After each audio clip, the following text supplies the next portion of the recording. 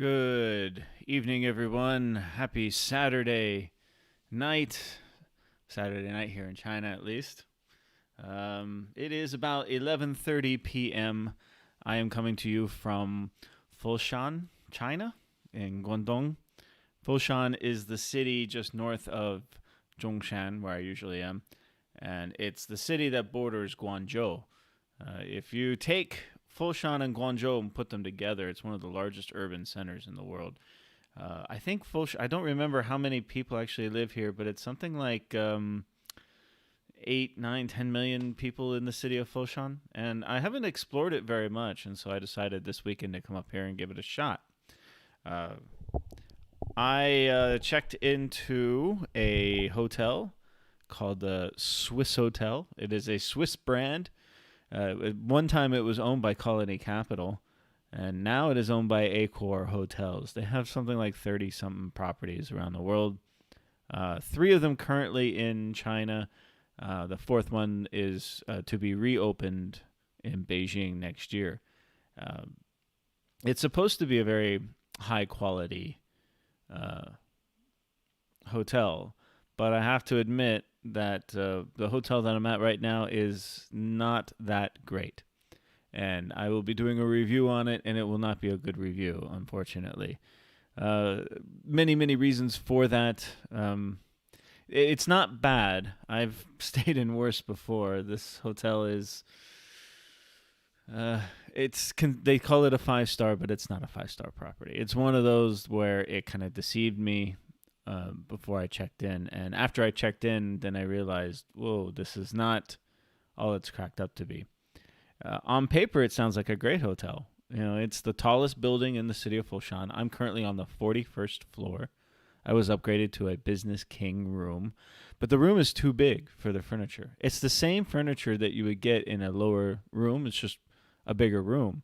So it looks really out of place. And in fact, right on this area over here, there's a giant area which would be great for like a dining table or even a sofa and coffee table, but it's just a Chase Lounger and an old Chase Lounger, and it was put there just because they had to put something there. The design cues in here are like 20 years old, even though they say this hotel was renovated, 3 years ago. I can escape it. There's a pleasant smell, and actually the bathroom is very nice. It's very big. It's luxurious. Everything is pretty clean. Got a nice deep soak tub. It's a confusing building, as many of these tall buildings are. It's an office building with the top floors being the hotel. So you have to go up to a certain floor. I think it's like the 36th floor, and then switch to another elevator. If you park your car underneath, it gets even more confusing because you don't know which elevator you have to take to get to the first floor to transfer to another elevator to take you to the 36th floor, and then so on. So it's very confusing and kind of annoying, to be honest. Give you a little hint. When I checked in, I was the only one here. There are a few other people in the hotel, but I haven't seen them. I know they're here because I see their cars out front. But I checked in, and first of all, the health codes are not working in China right now. So every city you go to, you have to fill out a new health declaration online on WeChat or Alipay. And they're not working right now. There's a glitch in the system, and the glitch has to do with your entry date. So you fill out all the information, you type it all up, and I told them it's not going to work because they haven't fixed the problem yet. And then you get to the entry date, and it only allows you to put in the year of your entry date. For me, it was 2020, but it won't let you put in the month and the day. And so, therefore, it just automatically denies you access. And this is happening. I've sent it to the Foreign Affairs committees in 3 cities now, and it's because they all kind of share the same infrastructure, and it hasn't been working. But there are workarounds. There's like 10 other codes, QR codes that you can scan that'll give you, where you've been. It tracks your phone, where your phone's been over the last few weeks, and so. But it just adds another. It took another hour just to check in, just to go through all of that. And but the front desk here was really great. After I checked in, the room was, so-so. The bed is rock hard. But that's what you get in China, right? And I went for a walk in the city, and it was a hot day, and came back and ready to go swimming in the swimming pool to cool off a little bit. The pool is closed. And I asked them, why is the pool closed? Why is the fitness center closed? Why is the spa closed? This is a 5-star property. And they said, well, the government will let us open it up, which is a lie. They plain lied to my face. And I called them out on it. I said, that's not true. They said, oh, well, in this district, the government won't allow us to open it. I said, look, I can look at the Crown Plaza Hotel right next door and see people swimming in the swimming pool there. I called my friend at the Hilton down the street, and they said, no, we're fully open. So why is it closed again? And they just blank face. So I caught them in a lie. And this is something you have to be careful of. I don't care if you're staying at a Motel 6 or a Ritz-Carlton. Hotel employees will lie to you. They do it all the time. It's one of the reasons why I left the industry, because upper management that doesn't deal with the guests. It's always the front of the house people that deal with the guests. Upper management has these policies, and a lot of these policies are revenue driven, but you can't tell the guests that. You can't tell the guests that we're cheating you. So you front office managers and concierge will come up with half-truths and plain old lies to tell the guests about what's really happening. They do this with overbooking. They do this with renovations. They do this with noise and parties and rates. And it's a horrible practice. So I will be giving a bad review for this hotel. And nothing is open. The Chinese restaurant is closed. This is a Swiss hotel, so it's a Swiss property. That's the branding. They're based out of Switzerland. And there's no, they have they advertise, oh, we serve incredible chocolates and things, and the chocolate store is closed. Everything's closed. The bar downstairs is closed. They wanted me to you said, well, you don't have to go to the pool. You don't have to go to the fitness center. You can go upstairs to the bar. And I said, I don't want to go to the bar.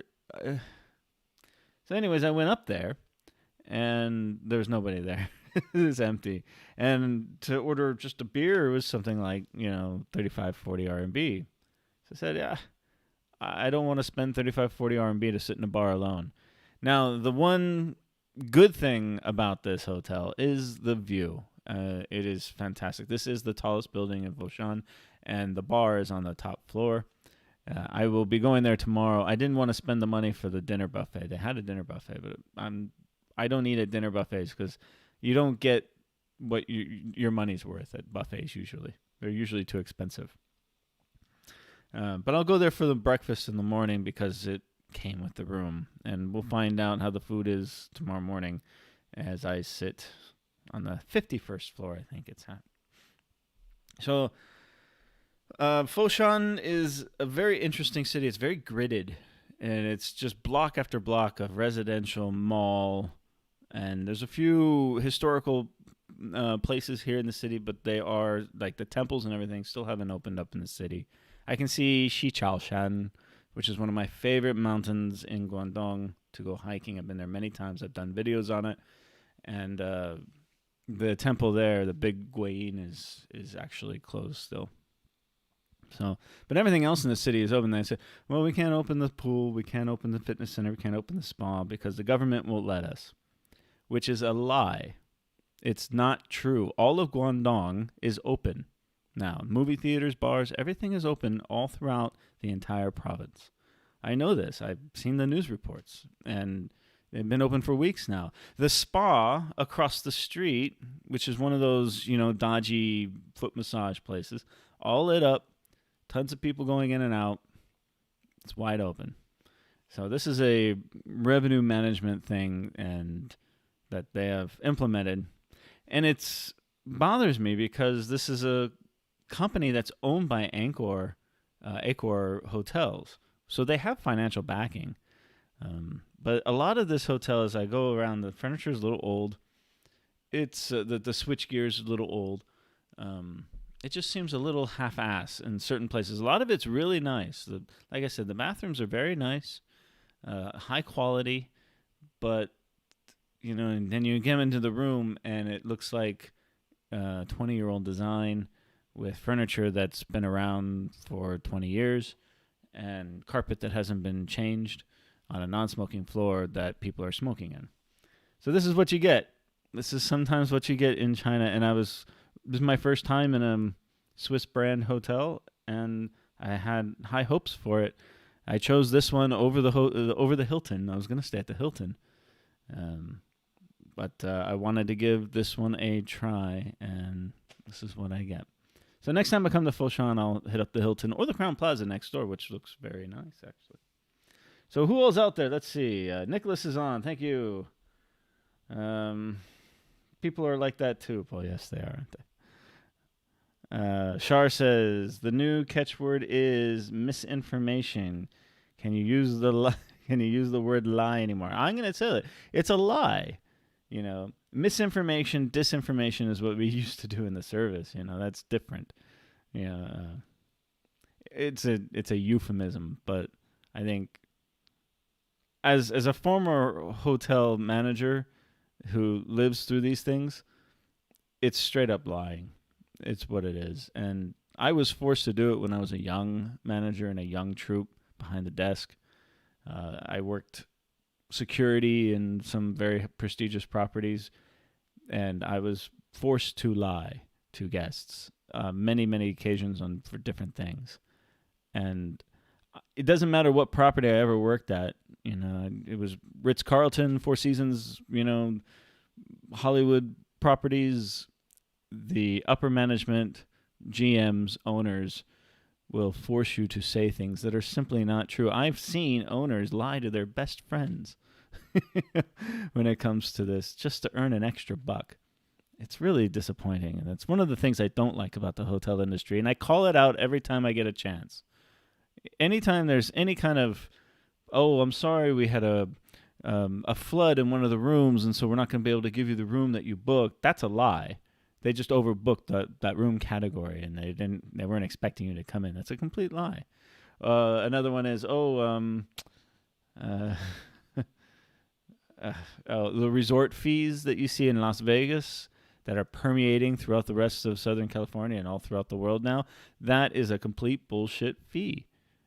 Forgive my language. I'm sorry. I'm a little upset today. But yeah, the resort fee, they say, it's for the internet and for the gym and all that stuff. No, it's not. There's no expense on a P&L line item that goes against that income. It is purely profit. And the only reason why they do it is so they lower their advertised rates on aggregating websites so that they pay less fees to the aggregating websites and they can compete against the guys down the street who are doing the exact same thing. So I do not patronize. I do not go to hotels that have resort fees. And they'll hide the fee in the booking. You have to really look for it very, very carefully. And if you get to the front desk and they say, there's a resort fee you have to pay, you say, I'm not paying. And you say, well, you can't cancel because you're in the 24-hour cancellation period. So they got you. It is one of those practices that is so bad. And I know there's class action lawsuits against this practice in America right now. But hotels that advertise no resort fees, those are the ones that you should go to.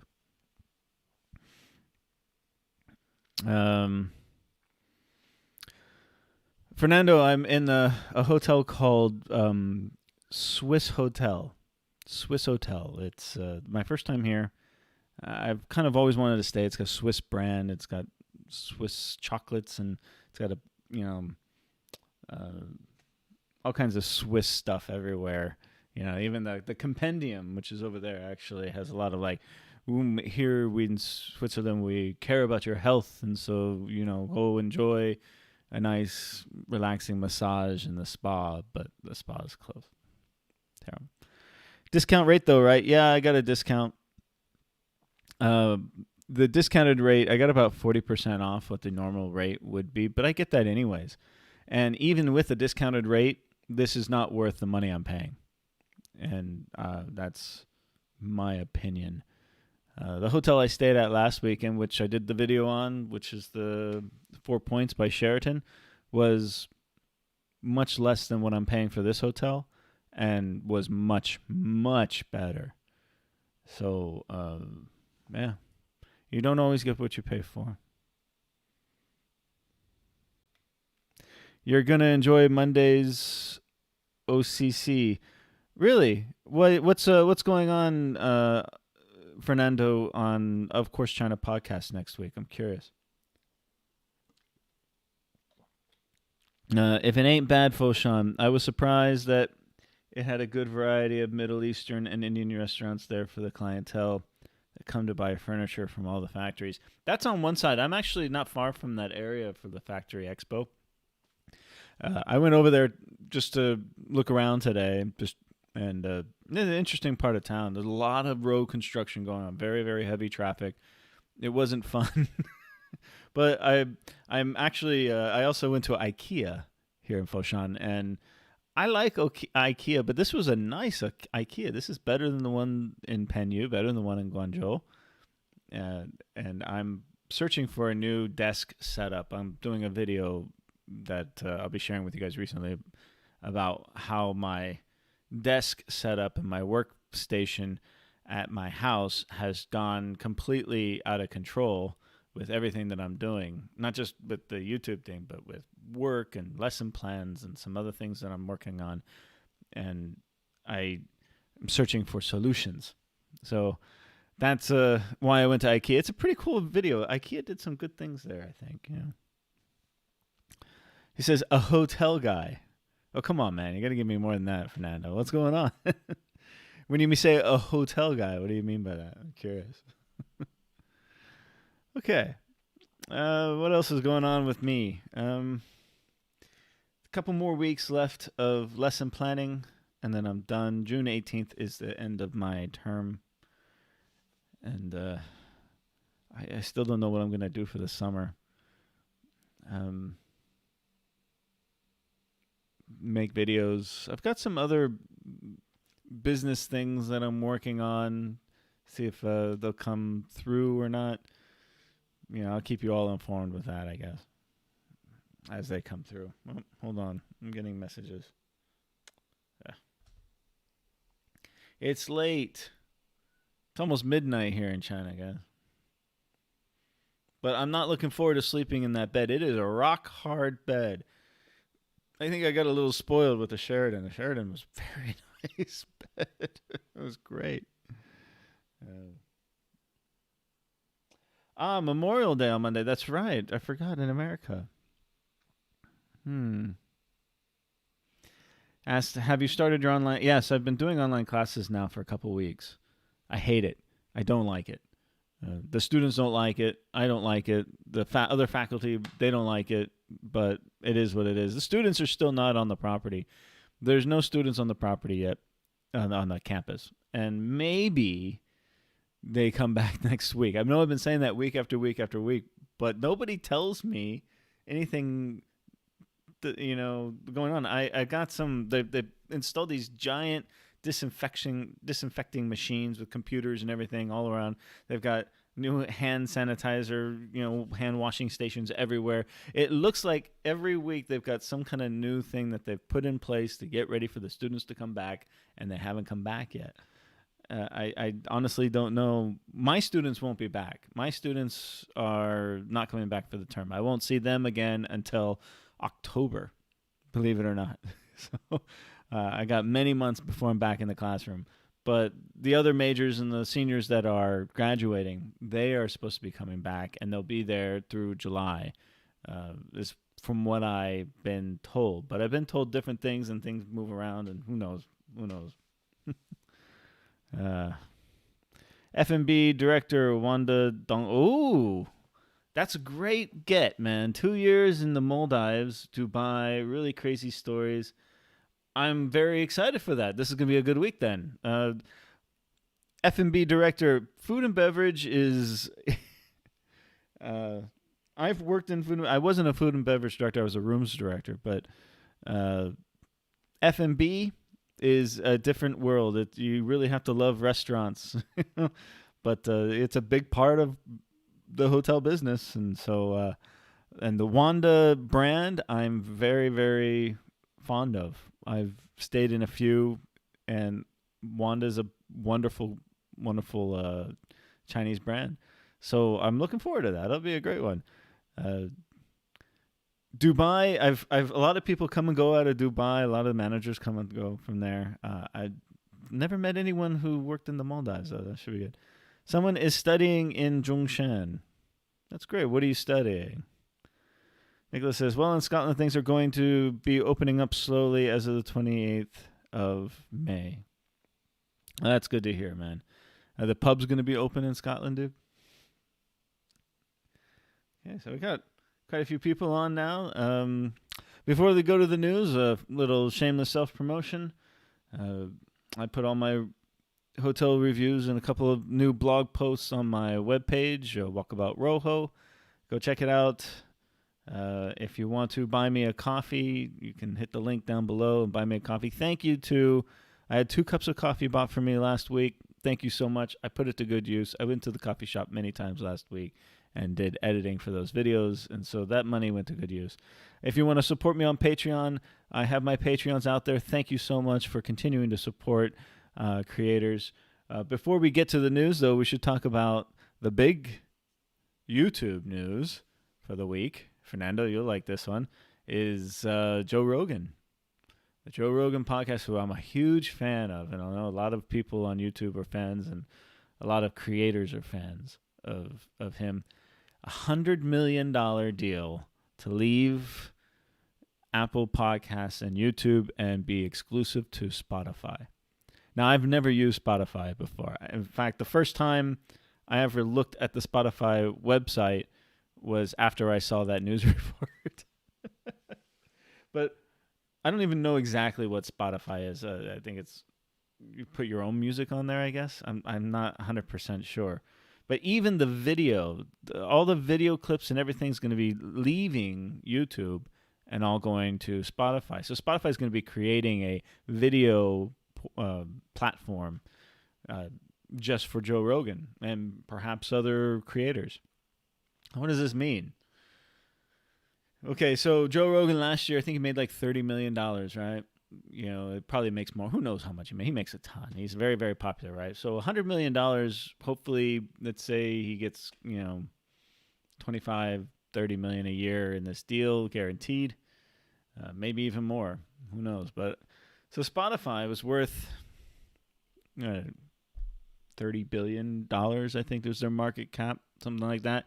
And they gave $100 million to one creator. And in one day, the market capitalization of the company rose $5 billion. So a $100 million deal created $5 billion in revenue. Unbelievable, right? Unbelievable.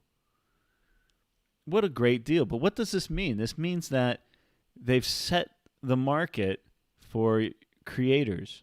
I'm not just talking like YouTube creators. I'm talking about podcasters and people who are independent, like myself, like Fernando, any kind of creator. Now, that money is going to be leaving YouTube and Apple and going to Spotify, but it still sets a market for how much this is worth. So Spotify is going to be marketing all this stuff on YouTube and on Facebook, all over the internet. So the ad revenue is going to still be coming in to market this stuff, and people are going to be going over to Spotify.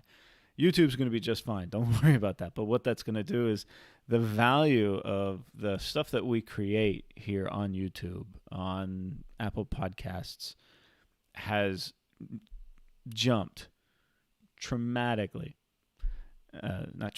Dramatically. Excuse me, I can't talk. It's late tonight, guys.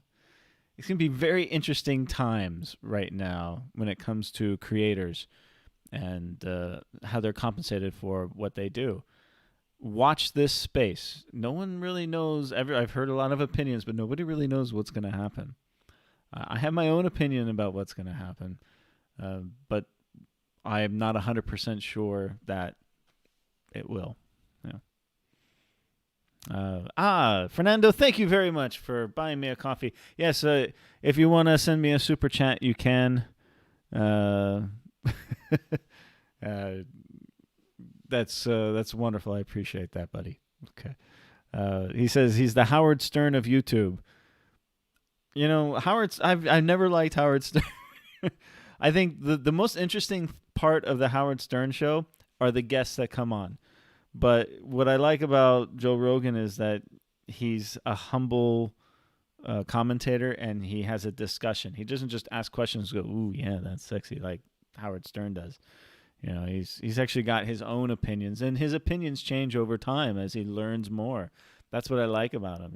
He's an amazing podcaster, and he's done a great job. And I admire the fact that he's done it all on his own. You know, he's not a member of some giant media. Well, he is now, I guess. All right. Hi from Australia, Michael. Thank you for joining me. Hello. Shar says, from America here, the USA will not recover from the COVID-19 until everyone in the United States has been infected. I now believe this has been the federal government plan all along. It's an opinion. I just think the federal government, a lot of people in the federal government, they believe it's not their role, and it should be the state governments that are doing this. And the state governments are all run, differently. So that's one of the problems. It's always been one of the problems in America. They're going for herd immunity. I saw a report recently that China's actually in danger of the second wave because not enough people got infected in the country. So they don't have the herd immunity. So that's why they're going to keep the borders closed. It's one of the things we're going to talk about in the news today. I am in the U.S. as well. That is why I ask. Great. YX, where are you from? YX, where are you in the U.S.? China. Fernando says, when he left radio for satellite radio, everyone thought he was crazy. Well, he didn't think he was crazy because what he got was not only freedom because he could say whatever the heck he wanted. He was... what was at NBC or something? At NBC, he couldn't say whatever he wanted. Satellite radio was free; had no restrictions on him, and they paid him a ton of money. XM radio, I think it was, paid him a ton of money. Satellite radio outside your car is really not a thing. Okay, so I've yabbered a little bit today. I appreciate everybody watching me today. That's wonderful. Shall we go to the news? Got some things coming up. Let's go to the news. Okay. Mask outdoors no longer required, authorities say. This is from Silk Road Post. Tourists enjoy leisure time in aquatic forest of Luyang Lake Wetland Park in Yangzhou, East China's Jiangsu province, May 1st. Now, I have been seeing a lot less people wearing masks. Yin joins me. Hi, Yin. Good to see you. Thank you for joining me, Yin. Miss you guys so much. Say hi to Michael for me, would you? Thanks. Good memories.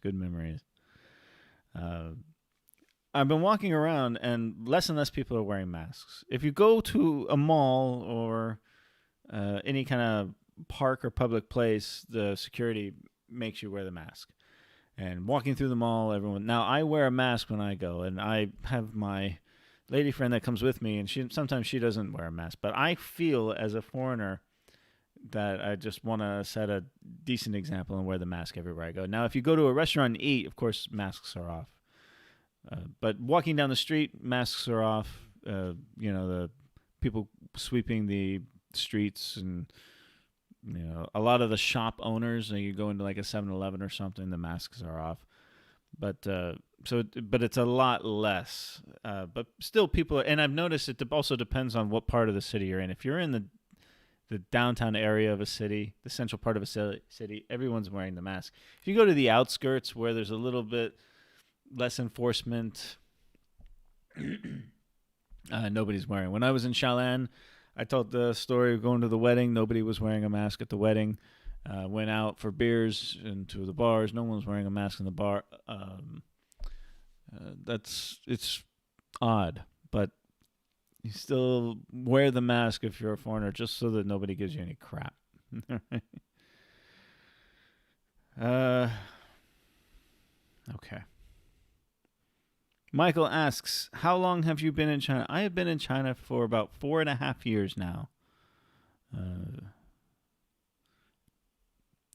YX, I am Chinese. I am now in Texas. I have stayed at home for over 2 months. Got to get out. Got to get out. Texas is huge. Even if you're like Houston's like Los Angeles. It's a car culture there, You just get in your car and drive around. It'll be fine. Okay. Heavy rain in cities bring wind and fishes. On May 21st, 26th, this just happened a couple days ago. Under strong southwest monsoon, Guangzhou, Dongguan, Shenzhen, Huizhou, Qingyuan, and other cities in Guangdong. Notice my city's not on there. Yeah, check that out. I don't have. I have the video here actually. I think. No, not YouTube. Hold on. Now, as you guys know, if you've been following my channel a lot, I used to live in a place called Xiaolan, and I would go to the Crown Plaza Hotel there, where they had a Starbucks, and that was like my hangout. I'd sit and do my work at the Starbucks at the Crown Plaza, and I've shot many videos there too. There was so much rain that this is what happened. Well, that's not it.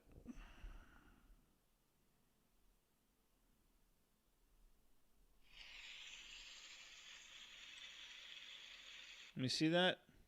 Play it again here for you. That is the porte cochere at the... It's not a very good one here. Here, check this.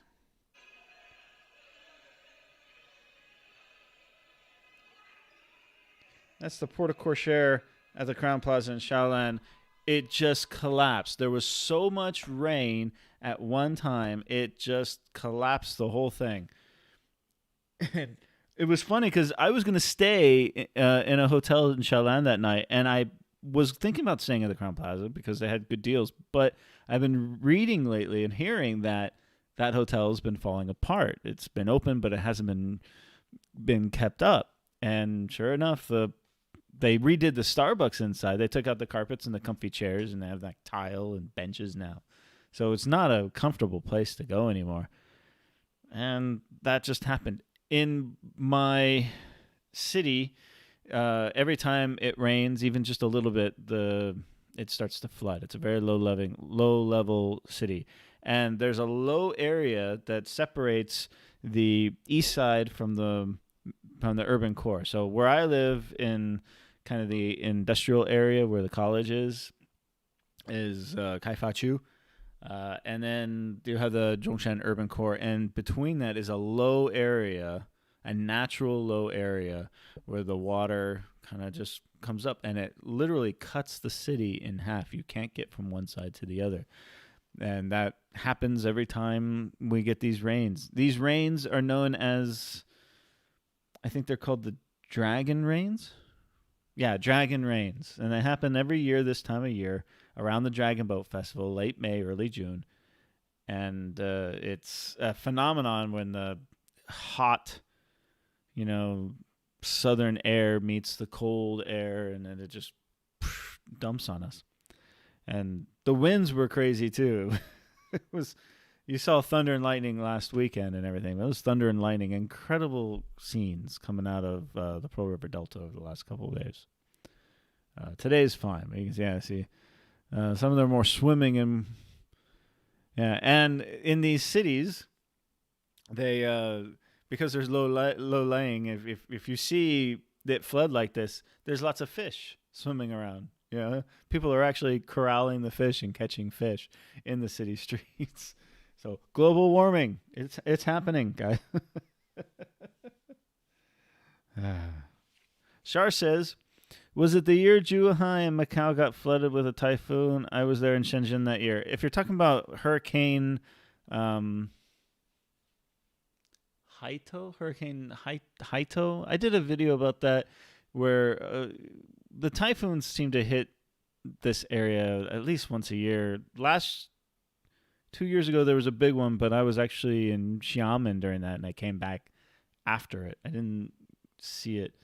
But 3 years ago was a big typhoon that I lived through, and it was fun. I enjoy weather. I enjoy stuff like this. I think it's interesting. I'm from Southern California, where it's sunny and beautiful all year round. We get Santa Ana winds occasionally, but we don't have weather like this, and so I find it interesting. I do. 4 people dead in Guangdong because of heavy rain today. That's sad. I don't like to hear that. Yeah, flooding. I didn't see it raining today. It was the last couple of days, though. I know that they shut down some of the subways. Subway stations were all closed. Yeah, so here, this is inside the Guangzhou subway.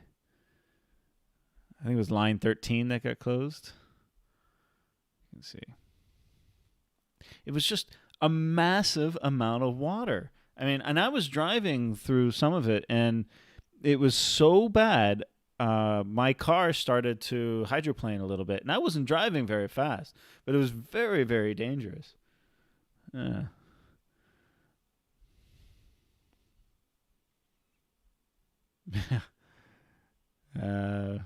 Company with strong winds, which will blow everything away. Yeah, all the motorbikes were all blown over.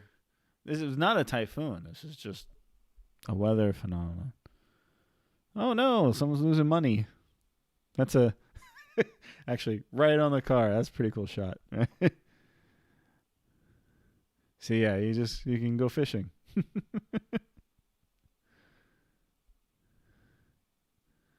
Some waterlogged areas in Guangdong became a little fish ponds. Yeah, I see this all the time. Yeah, this is a common sight when it rains here. Ooh, I got something big there. Yeah. Yeah, people have fun with it. They really do. But of course, the water damage that it causes, it's smelly. It's the aftermath of all of this. China, from what I've seen, does a very good job with cleaning up after natural disasters. It'd be typhoon, high winds, whatever. There'd be an army of people out cleaning up afterwards, and within a couple of days, you would never know what happened. It happened, but right after this happens, yeah, it can get a little smelly out there.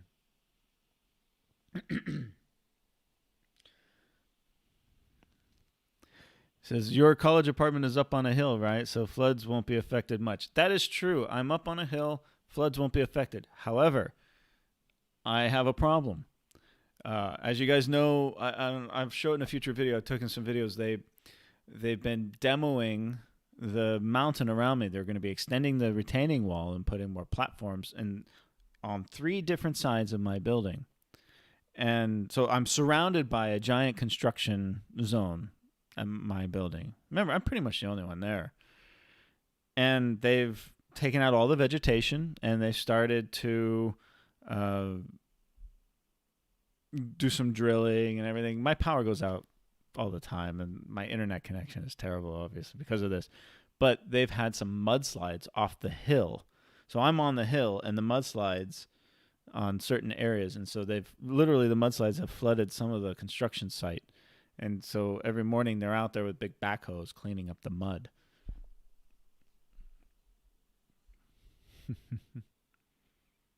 Not good for riding bikes. No, it's not. Definitely. Jayo sucks she balls. That's a great name. I hope you're not talking about Jayo, Matt from Jayo Nation. He's a good friend of mine. I like him a lot. Okay, Guangzhou Metro Line 13 suspended due to rainstorm. So, yeah, this is what happens. More pictures of the flooding. And this will happen again and again. It's the wet season. I mean, the government workers, the metro workers, people who work for the cities do an excellent job. The metro police do an excellent job of managing people and resources and taking care of this because it happens a lot. And so they know what they're doing. It's quite impressive to see how many resources are thrown at this stuff every time it rains. Okay. Next. I don't want to be out too late tonight, guys, because I'm exhausted. It's very late. 50 RMB fine for e-bike riders without helmet from June 1st. So 50 RMB, what is that? $7? Right? So there's a lot of new rules that came out last year regarding e-bikes in China, and they've been implementing and slowly, and now the local governments are really going to start clamping down on this starting next month. They've given everyone a grace period to get your bike's license. If your bike isn't legal, to stop using it. Of course, the manufacturers are still selling them, right? So my e-bike is deemed illegal. And I got a picture from a friend of mine who was at the mall, and they've been putting stickers, slapping these stickers with QR codes on all the illegal bikes saying, hey, this bike is not legal. This bike is not registered. So I don't ride my bike much anymore. If anything, I just ride it down to the local supermarket. Again, I live on an outskirts of the city, so you see a lot more leniency when it comes to these kinds of things. This is when you see, bad traffic patterns and people riding the wrong way down the street. Nobody cares because it's the outskirts of the city. But in the center of the cities, you see a lot more roadblocks, people actually taking the bikes and confiscating them off the street. And now that's also part of this, you have to wear a helmet. And here in Foshan, they have e-bikes, not like e-bikes like mine, but they have the little ones with the pedals and everything, and they're everywhere. And nobody's wearing a helmet. Motorbikes, they're not wearing helmets, but we got to now. And I think here, I think this is Guizhou. Yeah, Guizhou will provide free helmets. Handing out a total of 50,000 helmets free of charge to motorcyclists, according to the Provincial Public Security Department. Now, 50,000 helmets is a drop in the ocean. Sounds like, 50,000, that's a lot. Yeah, it costs a pretty penny, but do you know how many people live in China? 50,000? That's a small village in China. But doing their best to... Now, here's my question. The Chinese traffic police are notorious for not enforcing the rules. The Chinese traffic police do not chase you down the road. They have roadblocks. They'll get you on a roadblock. But if you are driving down the road and you see a roadblock, you just flip a U-turn and go the other direction. No one's going to chase you. No one's going to go after you. If you run a red light, they rely on the cameras to catch you. If there's no camera, then, and I've seen it, the giant intersections, you have traffic police, with whistles, trying to direct traffic during rush hour, and people are just running right through the red lights. Nothing happens. So they don't enforce the laws, and there's many reasons for it. And part of my video for the e-bike video that I'm doing talks about this. So I'm curious. There's all this talk and all these news and about the enforcement of these new e-bike rules. Will it stick? This is huge business here in China. It's something like 90% of all the e-bikes that are sold in the world are sold in China. It's gigantic business, and I actually think it's a good thing. It's, e-bikes are a great form of transportation. I love my e-bike. How are they going to enforce this? There's so many.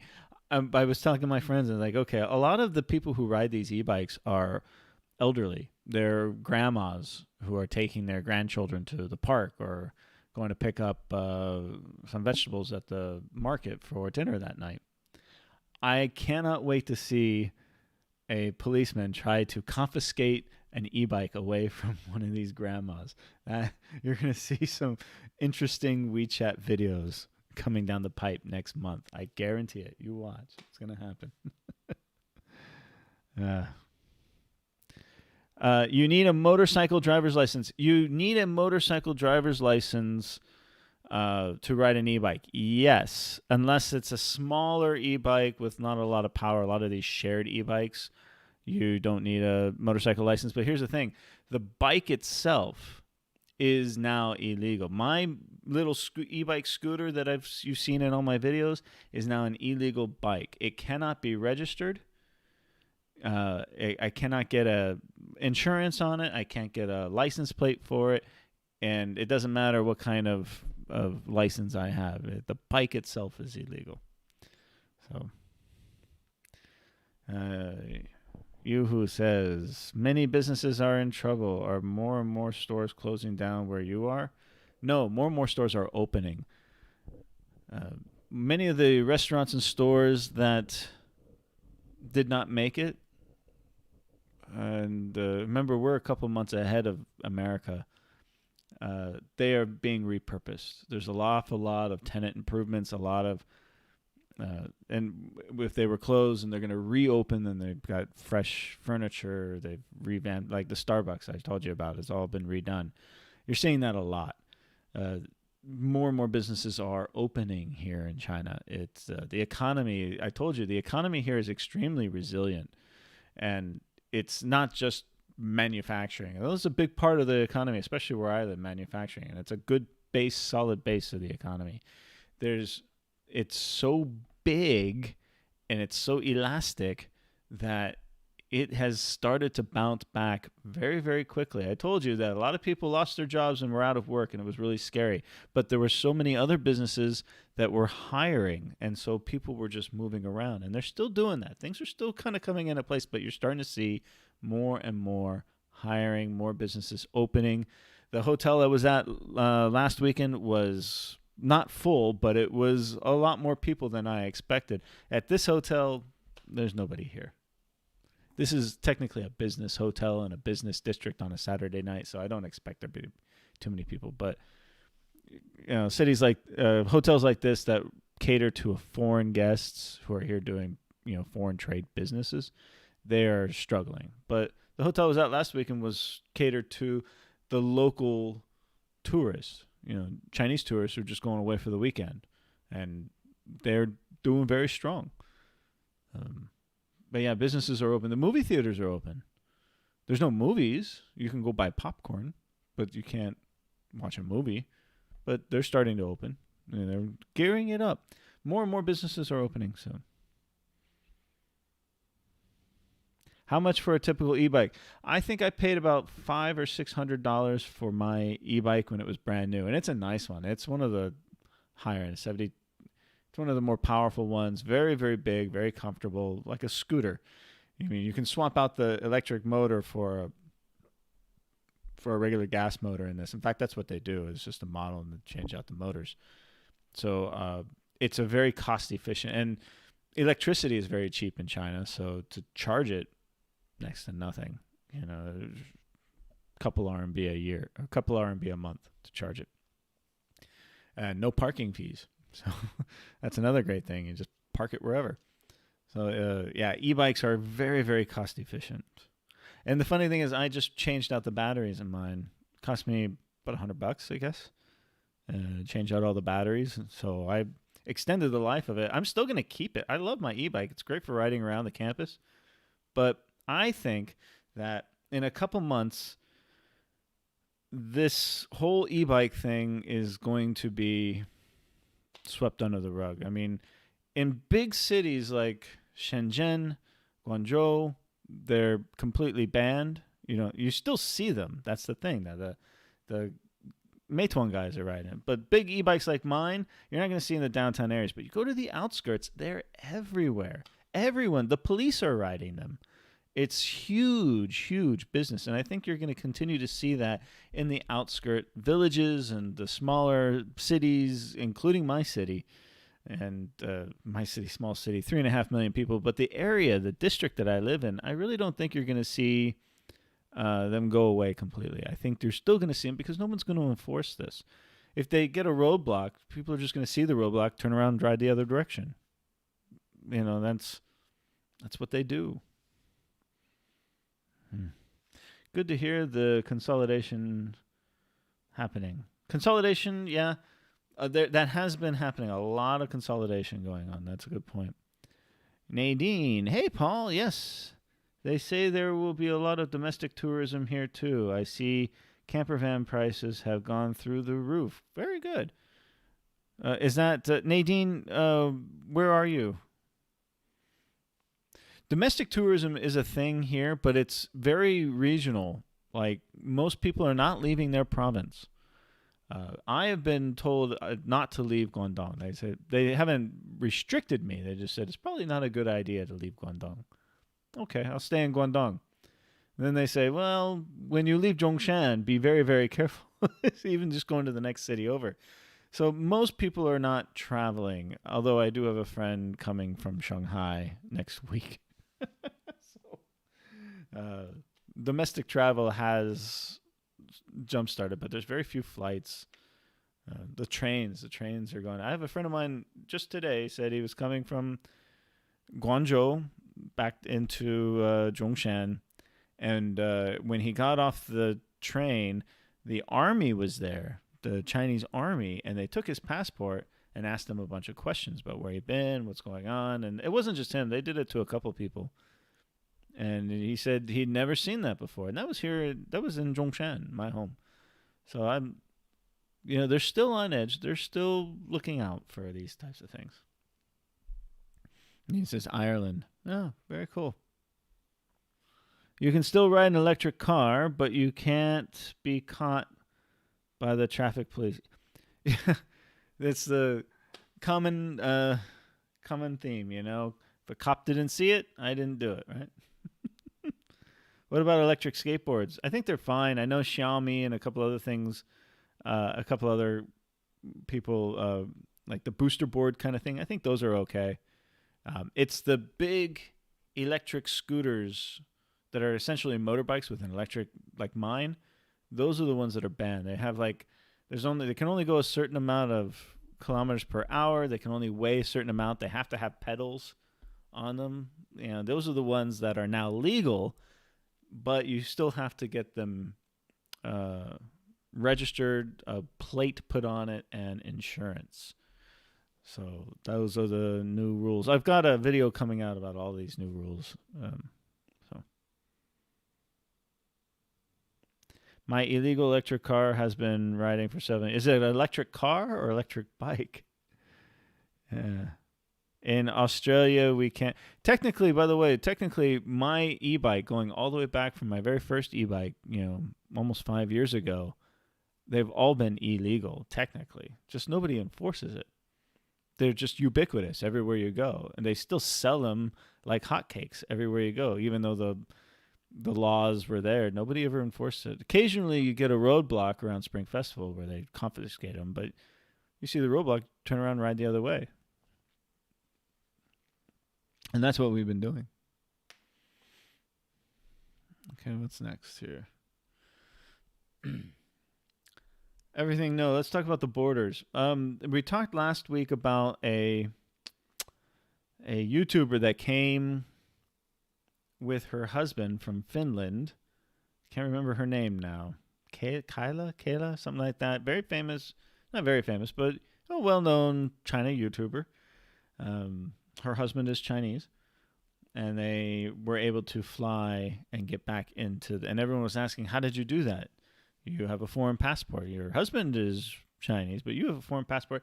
How did you get back into China? And so she made another video because she didn't talk about how this happened.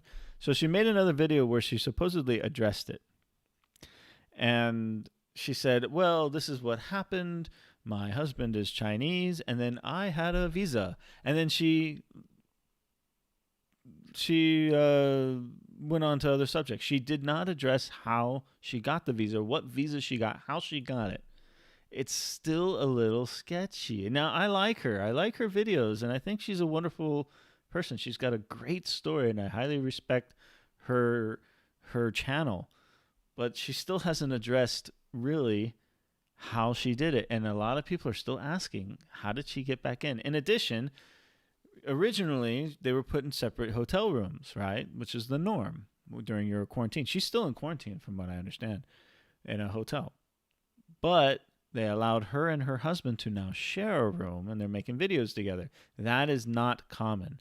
That is not happening anywhere else. There's something else going on with them, and I don't know what it is. But I'd love to learn more about it. So if anyone else knows what's going on with that.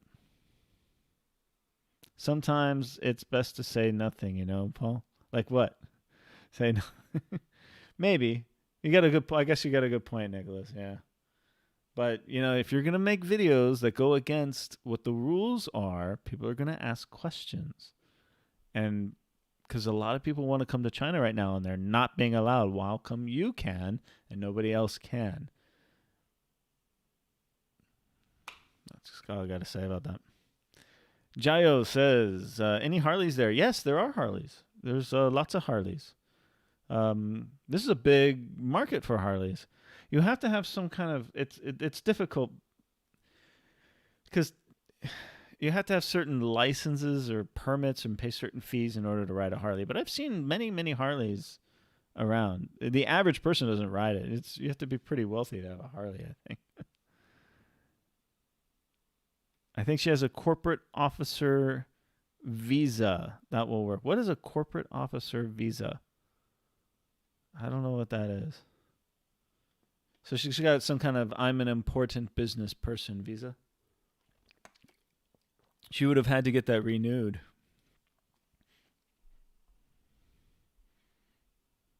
Joe Schmo teacher can't come in.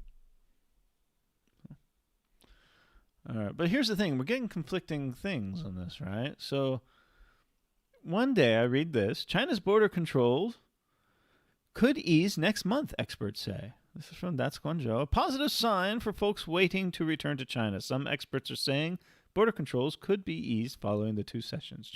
That's going on right now. On Sunday, okay, go down here. Optimistic about lifting restrictions for some business-related travel. That might be what this Finland girl is all about. I really want to know. I do. I just want to know, and I think the whole world wants to know. How did she do it? The public health expert in Peking University told GT that China can now properly handle a small level of imported cases. Okay. However, he does note that it's unlikely we'll see a large number of tourists entering the country in the near future.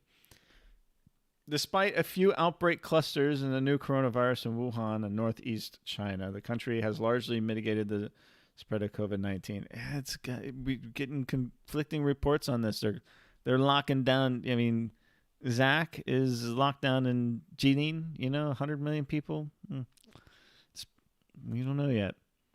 And then I saw another report just today from BBC saying that today they had no new cases, and then another report I saw that said and this is from Chinese news, that said we had 120 new cases. So, nobody really knows exactly what's going on. Yeah. International airlines are preparing to add flights to and from China in June, with airlines such as Korean Air, Qatar, and United Airlines reportedly set to soon serve multiple mainland Chinese cities with passenger services, according to Forbes. However, one thing that remains clear is the reopening of China's borders will be slow and gradual process. I agree. It's not going to be a floodgate. It's just going to be a slow trickle over time, and certain passports will be allowed back in before others. But after I read this, I read another report that said that no new international flights are going to be allowed in the month of June, and then we're all going to have to wait till July. Hi. Maybe family, Yeah, Guangxi could be it. Maybe it's a special case visa for the foreign propaganda department. Not trolling, being serious. Could be. If she's got enough, if she's a pretty positive YouTuber, If they determine that she's an important mouthpiece, then maybe she got special treatment. It could be a number of things. We can speculate all we want. I just want to know. I want to know what it was. I hope she clears it up. I really do. Go check out her channel. It's a fascinating channel. Low possibility to enter China this year. See, this is what I'm talking about. This is from Global Times. Uh,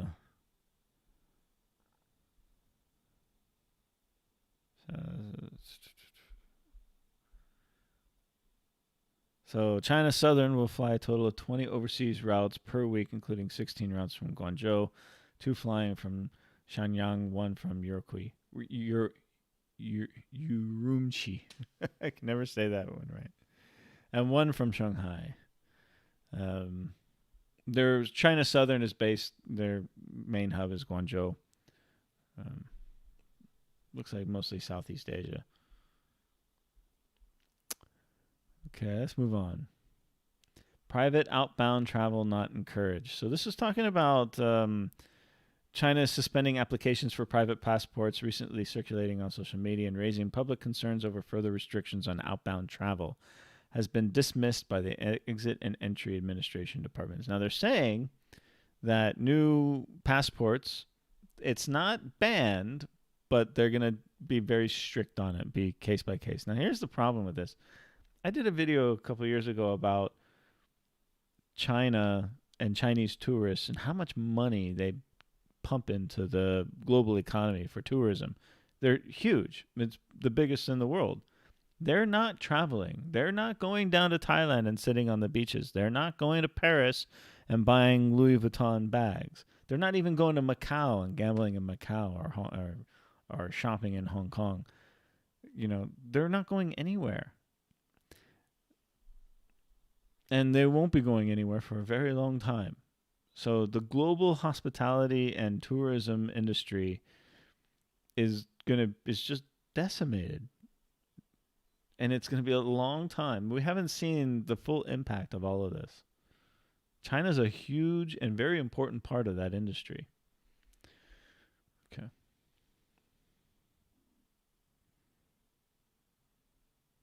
I know who you mean, Paul. Oh, okay, thanks. Charlie says China gives special enter permission to Korea and German business from 25th of May. I saw that. Yeah. Did they grant? I know they were talking about it, Charlie, but I don't know if they actually granted it. We talked about that last week. It'll be this country, this country, this country, because they're very important to do business. Marriage applications are so full today. Why? This is talking about May 20th. Now, May 20th, I think it's a homophone for Wo Aini. You know, May 20th, Wu Ursha, right? Wo Aini. Didn't sound anything like. But they try to market it as like a Chinese Valentine's Day, and I think it's just an excuse to have special set menus at restaurants that cost you a fortune and sell flowers.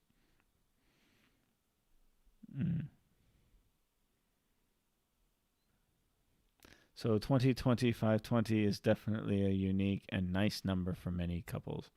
Yeah, my girlfriend tried to spring this on me, and I wasn't having it. We went out the next day.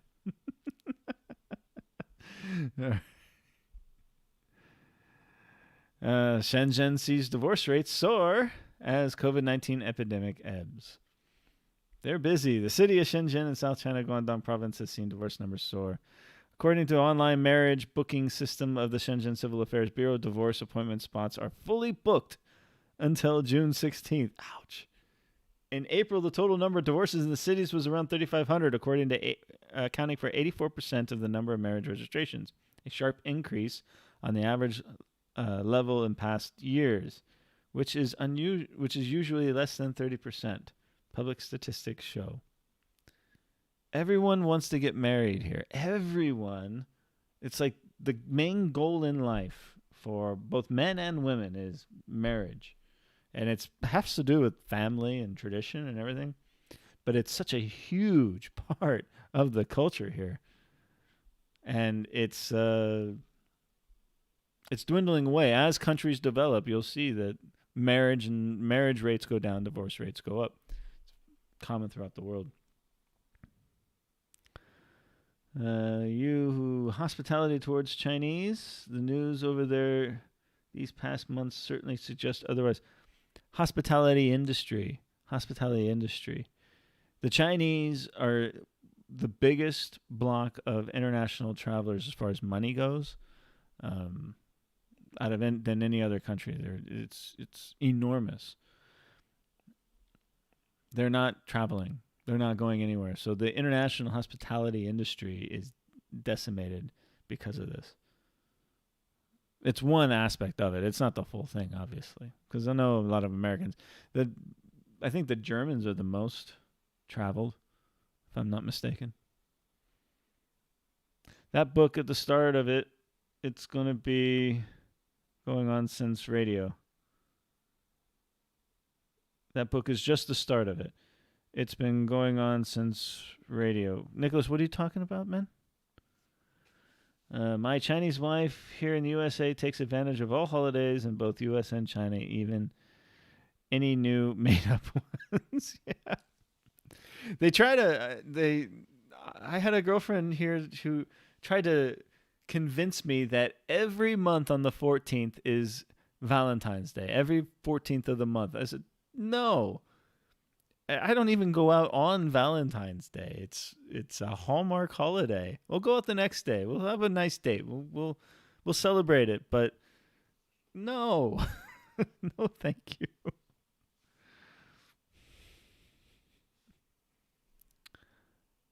Oh, with the BBC News. Interesting. Okay, I got you, Nick. Chinese must keep wearing masks for at least another year. See, this is what I'm talking about. They're getting conflicting information now, but this is actually coming from like a medical specialist says we should continue to wear masks for at least another year. I'm fine with this. I have no problem with wearing masks in public. It's hot, but if they want me to wear a mask, I'll wear a mask. It doesn't make any difference to me. I don't think they're cheap, guys. It's fine. Foreign student bring loads of money to the USA, UK, and Australia. Yes, that is also very true. I'm from California, and the UC system and the Cal State system there are heavily dependent on foreign tuition. It's very expensive to send your son or daughter to study abroad, and those universities love foreign students because they pay a lot. There is 7 Valentine's Days in China. No, there's only one. And anyone who tries to tell me otherwise is... no. You get one. You get one Valentine's Day.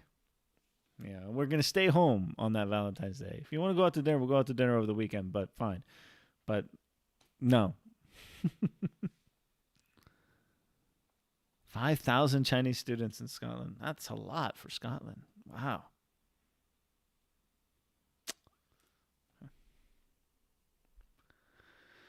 China's individual tax income. Who is affected? Great. I'm going to do an update to this very, very soon because it's coming up next month. If you make money in China, then you need to pay your taxes. And tax reconciliation is due on June 30th.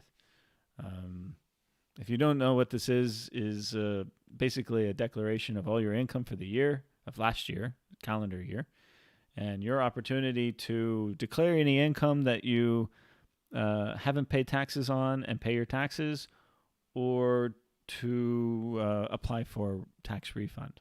This is a new system in China. It's going to be the first year they're doing it. It's similar to what they do in the West, but a lot of people are not aware of this. If you work for a company, your company should be doing this paperwork for you. But there's all kinds of new deductions and everything that you can apply for as well. That's what I have been told by many girls, yeah. They can tell you that, but I'm only going to give you one Valentine's Day. Sorry. You get one. You get one birthday, not 2 birthdays. And that's another thing. In China, they say we have 2 birthdays. They have 2 birthdays. No, you have one birthday. And every year after that birthday is just an anniversary of your birthday. Oh, you're in Santa Barbara. Very cool. I'm from originally from Orange County. All right, next one. I'm gonna get through these. Time-long water park to reopen. Countries to ease border control. So I did a video. It went here 2 years ago. The Time-long water park, which is not actually not far from here. It's in Penyu, and the Guangzhou Zoo. I haven't been to the Guangzhou Zoo, but I want to go back to this water park because it was so much fun. It is a blast, but you got to go with people. You have to go with at least 4 people. Otherwise, because all the rides, most of the rides require at least 4 people to go on. So you're always asking people, "Hey, how many you got?" And you're just asking strangers, and you're riding these rides with strangers. So you got to get a group of people and go. And then at night they have a giant pool party with lights and fire and dancing. This is just insane. It's really, really cool. All right. The big news this week was kindergartens and training centers to reopen from June 2nd. So that's throughout Guangdong. So kindergartens are going to open and the training centers are going to open on June 2nd. That's all training centers. It's not just English training. It's also art training and music training and dancing and whatever kind of occupational training. All of these are going to be allowed to reopen, but they have to meet certain health guidelines, and you have to have like a separate designated room for, quarantining. Of course, temperature checks and paperwork and all kinds of things in order to open up. And you have to be approved by the, excuse me, all the instructors and all the employees have to be tested, and everything has to be approved by the local government to reopen. But they're going to be allowed to be open. They've been closed for almost 6 months. Yeah.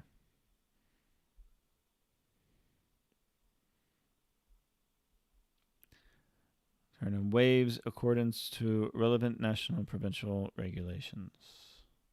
So this is in Guangdong. I know other provinces have already opened up, so this is just for Guangdong.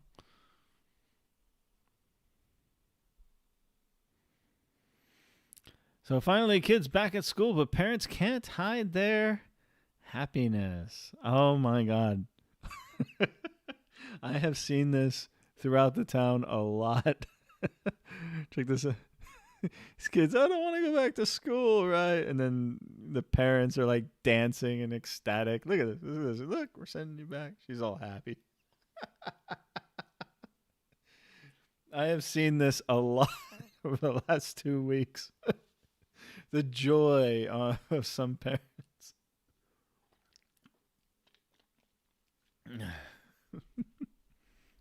Isn't it? I love this. I remember going off to summer camp, and a lot of parents are crying, "Oh, I'm gonna miss you, I'm gonna miss you." And my parents are in the corner with champagne. Yeah, have fun at summer camp. It's funny. Look at that. Yeah, things are growing on mops and everything as they haven't been used. This is actually happening at my school. I've seen this at my school. Things like this. Yeah. I actually had some things growing on my balcony. I had to get rid of it. All right. So this has been on the news today. Everyone's talking about this today. China to tighten ban on illegal VPNs and networks. So I told you a couple weeks ago during the 2 sessions, which is going on right now, that this would be an issue. And I'm shocked that I'm able to get online with you guys right now. By the way, if you want to know what VPN I use, the link is down below. Hint, hint, wink, wink. But every year they talk about this, and it scares everybody. Since the first week I was here, everyone, talking about putting a ban on these things, and yeah, they shut it down for a couple of weeks, but it all comes back up. VPNs are just an essential part of doing international business, and so they don't want illegal black market VPNs. They want to be able to control this, and that's what it's all about. And it's not just about the VPNs. It's the pornography, it's the sex trafficking, it's these it's gambling, the people stealing your money, things like this, and this is what the big problem is, and this is what they're actually going to be going after more than anything is the pornography, the drug trafficking, everything moves online, and it's a big deal here in China. It's everywhere. So this is what they're going to be going after, and the VPNs will be part of that too. Yeah, this is an 8-month ongoing campaign. Yeah, it's going to be a struggle, but they do it every year, and it's just a constant battle, a constant fight.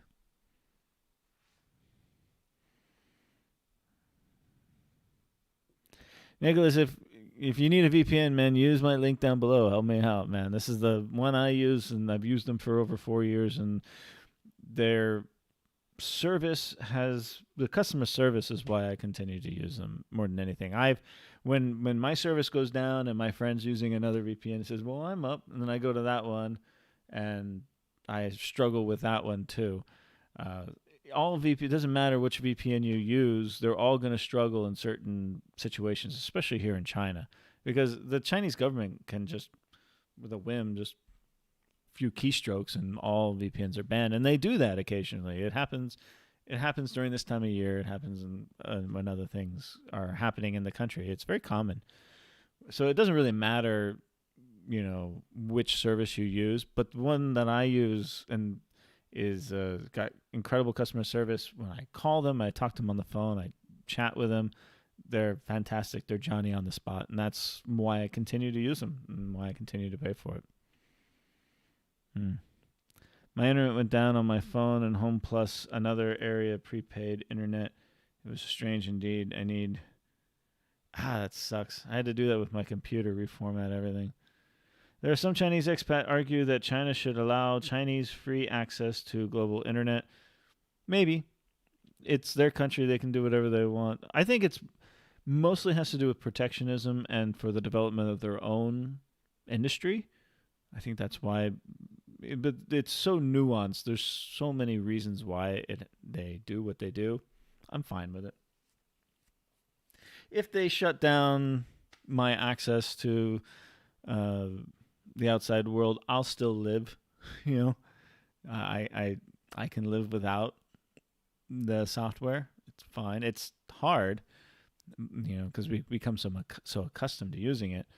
But it's not the end of the world, and it won't stop me from making YouTube videos either. I'll just go across the border to Macau when the borders are open and upload from there. I can sit at the McDonald's in Zhuhai at the train station, which is overlooking the border, and access the internet from there. So it's, there are ways to get around it. Maybe I need to rethink about people I have around. I was going to do that anyway. I was going to use your link. Do it, dude. I use it, especially here in China. It's not just in China, actually. It's everywhere you go. In America, Wi-Fi is, you go into a store and say, "Hey, what's the Wi-Fi password?" And they kind of like, "Really? Do you really need it? Should I give it to you? Do I trust you?" And you go to a hotel and you'll have your own little Wi-Fi code, right? But here in this hotel, in most hotels, it is an open Wi-Fi system. There's no check. You don't have a code. And it's just an open network. And right now, this one here that I'm on currently is an open network. So I use the VPN so nobody else can see what I'm doing. So that's a good reason to have it. And it's not just here in China. It's a lot of places that you travel to now have this. And it's strange, too, because it's so common just to go someplace and open your phone and, or your computer and boom, get on the internet, Wi-Fi, no password or anything, open network. and everyone uses it. And you know, you see groups of guys going into Starbucks and or any coffee shop playing video games, all on the net, open networks. And then when I go back to America, there's no open networks, and I have to ask, do you have Wi-Fi? They say, no, we don't have Wi-Fi because they're so scared and protective. So, Charlie says, it's not fit the current situation of China, so it need to be changed. It's a good opinion. You can use a foreign SIM card if it's not blocked. That is what I use when I am in China, Chinese, plus a Chinese SIM card. If it's not blocked, foreign SIM cards, I think Hong Kong SIM cards work, but if you're on the Chinese mainland system, because I had this problem when I came to China, my iPhone didn't work. I had to buy a new iPhone because that iPhone was not geared for the Chinese system, which is a closed system essentially. So even if you have a foreign SIM card with data roaming, if you're in mainland China, it's completely blocked from what I know. Could be wrong. You have 5 SIM cards. My God. I have one, and this SIM card, my whole life is on it, is attached to this SIM card. If I lose this SIM card, I'm screwed, guys. Every McDonald's in U.S. has open free Wi-Fi. Okay, cool. I didn't know that. I honestly, I haven't been to a McDonald's in America in years. I wouldn't know. I know Starbucks has it and everything, but you got to get like a code, I think, at even the Starbucks. I'm talking about if you go to like to a mom and pop restaurant or even like a shop, a clothing store somewhere. Here you go into malls have open networks and each shop has their own open network. Everyone has an open network here. And a 3G, you got plenty of communication devices there, Nicholas. Yeah, I have had a Chinese phone number for the confirmation text in most places in China. Not good for foreign tourists. Yeah, if you're a foreign tourist, it's really tough. When you get here, you have to get a Chinese SIM card because your phone will not work here. You cannot even get on some Wi-Fi networks because you have to, when you get here, unless it's an open network. McDonald's, some hotels you can go to and get on an open network. But many of the networks here, you have to type in a Chinese phone number, and then they send you the code via text so that you can get on the Wi-Fi. My coffee shop does that. But if you don't have a Chinese SIM card, then you can't do that. So a lot of international hotels, Starbucks, you don't need that. A couple other McDonald's, you don't need that. My USA and Hong Kong SIM works in China. I use a Chinese SIM for the phone number. Your USA SIM card works in China? Wow. That's the first I've heard of that. Pretty good. Only hotels are convenient. Oh, yeah, I have to, yeah. Typically, and I've done this, you go to a McDonald's and you just stand outside the McDonald's or stand outside the Starbucks and use the Wi-Fi there. I've done that before. Okay. I won't do that one. China Eastern new routes connecting Guangzhou, Lhasa, and Shangri-La. I'm very excited about this. I'm going to learn more about this. China Eastern Airlines, because these are places I want to visit in the future. China's new body image trend shows a different reality. This is, my girlfriend likes to show off this bone right here. She's all into this. This is the newest fad, lipstick on the collarbone. So, yes, I've seen this too.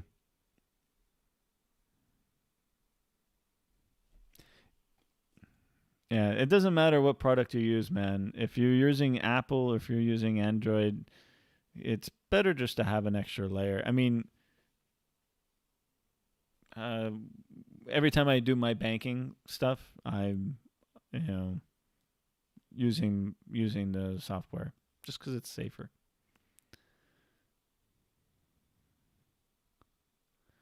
Chinese SIM card works as well. Yes, I know the Chinese SIM card uh, will work in other countries. I just don't think American SIM card will work in China. I've never heard that as the case. You're the first person to tell me that you can do that. Even my Hong Kong friends, I think my Hong Kong friends can do it, but they have an extra step that they have to go through. It's confusing. I have some Thai Sims. They work here in the UK. I always just, whenever I travel, I just get the tourist SIM card. I pay way too much for it, and I just get the tourist SIM card for that country. And it's just, I don't want to hassle with it. And last but not least, woman sends 1,000 kilograms of onions to ex after breaking up. In the lead up to Chinese Valentine's Day, one woman in Shandong was kind enough to send her ex a gift. I think this is funny as hell and a waste of money.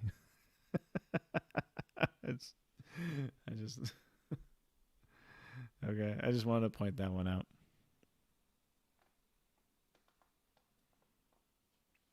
I usually give my wife's Chinese phone number and have, yeah, it helps if you have a Chinese wife. Okay, any final questions? It is now 1 a.m. here in China, and I'm exhausted. And I'm going to get up tomorrow morning and go explore a little bit more of Foshan, see what's open. The weather should be better. I did not have a good day today. This hotel kind of broke my heart. Had a good day at IKEA. Just a couple hours. Had lunch, had the meatballs. Gotta have the Swedish meatballs when you're there, right? But let's see. My Google Fi SIM can work in China for regular phone and fast data. Really? Your Google Fi SIM card works great in China for regular phone and fast data. I'm gonna have to look into that, man. God, more information. T-Mobile works great too. In China? Are you sure? If you already have WeChat, you can log into public Wi-Fi in airports, etc. sometimes. An alternative if you lack a Chinese phone. That's true, Bob. If you have WeChat, you can log in that way. Here's the thing, though, and I made this mistake. When you download WeChat for the first time, and say you're coming to China and you're in America, right, and download WeChat, don't log in with Facebook. It gives you that option. You can log in with Facebook. Don't do that because Facebook is blocked in China, so you won't be able to log in when you get here. Yeah. But whereas in the United States, especially, you log into things via email, right? So, and don't use Gmail or Yahoo or any of these because they won't work. You won't be able to access your access code in your email when you get here. In China, most logins are through your phone number. And now WeChat as well. You see that but that's not always the case. So it's a big difference in culture. So you use your phone number in China to log into more things, whereas in the Western countries, you tend to use your email to log in and get these access codes. It says, with that, you can use it on 3 devices. Yes. Now, I have 5 devices that I've been using it on. It's just the same access code. Now, it says 3 devices. It probably is, but I've been able to use it on, I think, maybe 3 devices at the same time is what it means, because I have that access code on all my devices, and I have a lot. So I can use it freely. I think it's at the same time. Just send him a question if you have a question about it.